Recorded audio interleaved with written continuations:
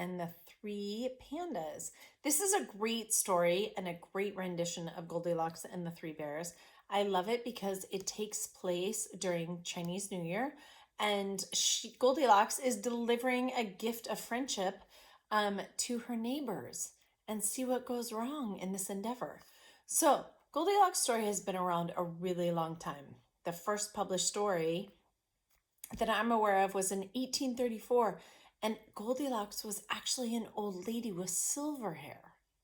So the story has changed, and each author puts their own sort of twist on it. And so I love the fact that this author brought the idea of Chinese New Year to the story and integrated a lot of different cultural elements for this story. So I hope you'll join me today into listening or reading the story. I hope you enjoy it. Happy reading. Goldilocks and the Three Pandas by Natasha Yim, illustrated by Grace Zong.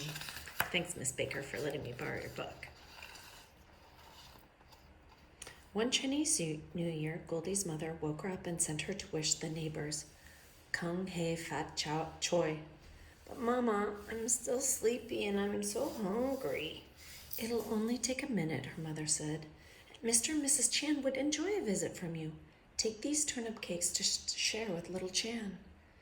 He never shares stuff with me, muttered Goldie. It's the new year, her mother warned. Wash away old arguments and be nice, or you'll have bad luck. Not more bad luck. Last year, she lost the red envelope her grandmother had given her, and her best friend moved away. It says, Dear Goldie, how are you? I miss you so much. Please come visit. Oh. Do you know what happened to the red envelope? So Goldie walked next door to the Chan's apartment. She knocked on the door. No answer. She knocked again. Still no answer. Goldie gave the door a little push. It swung open and she tumbled in, dropping the plate. Turnip cakes catapulted all over the floor. Oh no, Goldie cried. A whole plate of turnip cakes ruined. That was bad luck for sure. What do you notice about how they organize their home? Do you see all the shoes? It's bad luck to walk inside with shoes on. She wandered into the kitchen to find a broom. On the table were 3 steaming bowls of congee, a ceramic bowl, a wooden bowl, and a plastic bowl. Her tummy grumbled. Oh, what did Goldie do with the turnip cakes? Looks like she's cleaning up. Surely nobody would mind if she had one little bite of rice porridge. She sampled the congee from the ceramic bowl. Ugh, too watery. She tasted the congee from the wooden bowl. Yuck, too thick and clumpy. Then she slurped some congee from the plastic bowl. Just right. Before she knew it, she'd eaten it all up. Oops. All that congee made Goldie even sleepier than she already was. Maybe she could just rest a bit and wait for the Chans. She walked into the living room and saw 3 chairs. She plunked down on Mr. Chan's massage chair. Something hard steamrolled her up and down her back. Oh, she cried, springing to her feet. Too rough. Next, she plopped into Mrs. Chan's armchair and disappeared into the fluffy pillows. She felt like stuffing in a pork bun. Oof, she mumbled. Too soft. Then she squeezed herself into little Chan's rocking chair. Whee, she shouted as she rocked back and forth. But she pushed too hard and the chair somersaulted backwards. It hit the floor with a splintering crash. Oh no, Goldie exclaimed. 7 years bad luck. Or was that a mirror? In either case, she was still so sleepy. She ambled into the bedroom to find a place to lie down. Just for a few minutes, she reasoned. She climbed into a king-size bed. The mattress felt as hard as a week-old almond cookie. Ugh, too uncomfortable. Next, she flopped into a queen-size bed. The electric bed began to fold her up like a dumpling. Yikes! Too scary, she cried. Then she leapt off and settled down onto little Chan's futon. Ah, just right, she sighed and fell fast asleep. The Chans finally returned home. Who dropped these turnip cakes all over the floor? Exclaimed Mr. Chan. Oh, I guess she didn't clean them up. And didn't clean them up, added Mrs. Chan. A whole plate of turnip cakes. Ruined, groaned little Chan. I love the way she drew him. They headed into the kitchen. Hey, who's been eating my congee? Demanded Mr. Chan. And who's been eating my congee? Cried Mrs. Chan. Little Chan wailed. I don't have any congee. Someone's eaten mine all up. Mr. Chan heard a humming in the living room. He went to investigate. Someone's turned on my massage chair, he bellowed. Oh, I feel like I should say that louder. Someone's turned on my massage chair, he bellowed. And someone's rumpled my cushion on my armchair, yelled Mrs. Chan. Oh, I don't want to yell, but I should have. I don't even have a chair, shouted little Chan. It's been smashed to pieces. When the three Chans looked in the bedroom, Mr. Chan hollered, Someone's been sleeping in my bed. And someone's been sleeping in my bed, squealed Mrs. Chan. Look, said little Chan, it's Goldilocks, sleeping on my futon. Goldie jerked awake. Who could sleep with all that yelling going on?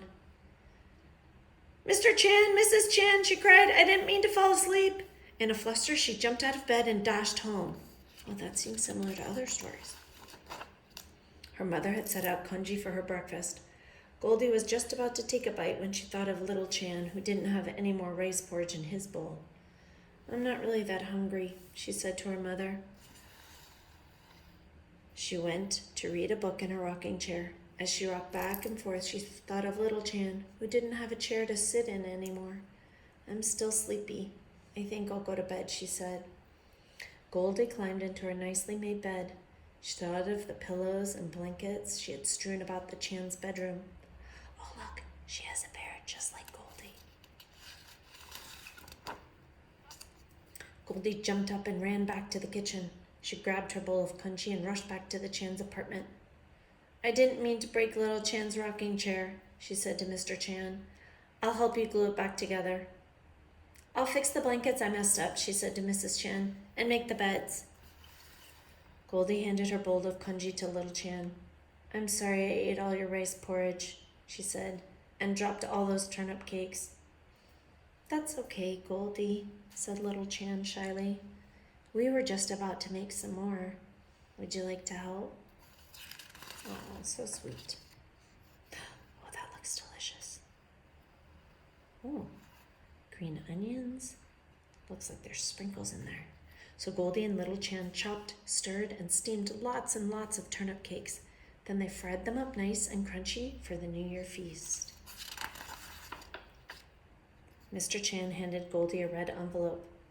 Kung hei fat choi, Goldie, she said. May the New Year bring you great wealth and good luck.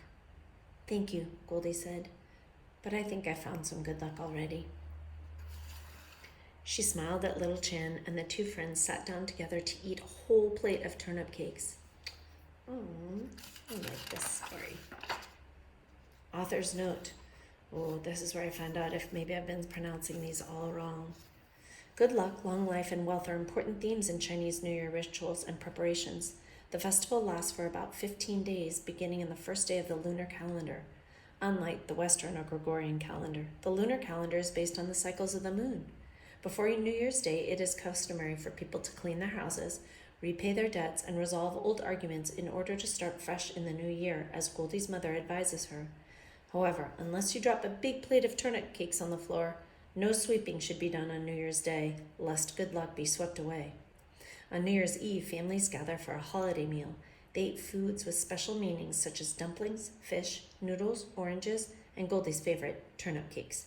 Dumplings are shaped like old Chinese money and represent prosperity. That means wealth and good fortune. Fish symbolizes the abundance people hope for in the new year because the Chinese word for fish sounds like the word for excess, which means a lot. Long and stringy noodles represent long life. Oranges are round like gold coins and are supposed to bring great wealth. Turnip cakes represent prosperity and rising fortune. Although they can be eaten steamed or fried at any other time of the year, turnip cakes are usually fried during the Chinese New Year so that they are brown rather than white, an unlucky color in Chinese culture. I also know that they get married in red because white is unlucky. Red, on the other hand, is considered a lucky color in Chinese culture. Oh, there it is. So many New Year decorations are red. Older and married people give lucky red envelopes containing money to children and unmarried people. The red envelopes are thought to bring good luck to both the giver and the receiver. Goldie and her family and friends wish each other Happy New Year. Kung Hei Fat Choi, pronounced, oh, see, I did it wrong. Gong Hei Fat Choi. In Cantonese, a dialect from southern China. In Mandarin, the national language of China, people wish each other Gong Shi Fat Zai during the Chinese New Year.